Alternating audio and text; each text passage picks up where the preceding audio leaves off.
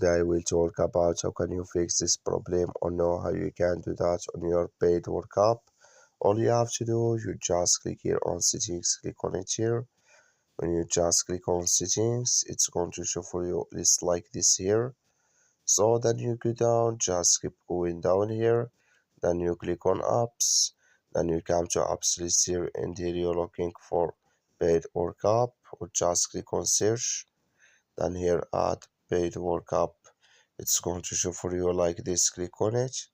So then it's going to take you to this list here. Click on for stop. Then you click on OK.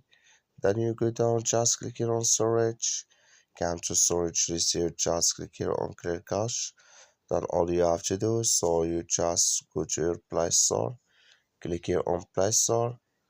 So then here you search for paid workup, it's going to show for you like this. You will find here update, click on it, and it's going to work with you.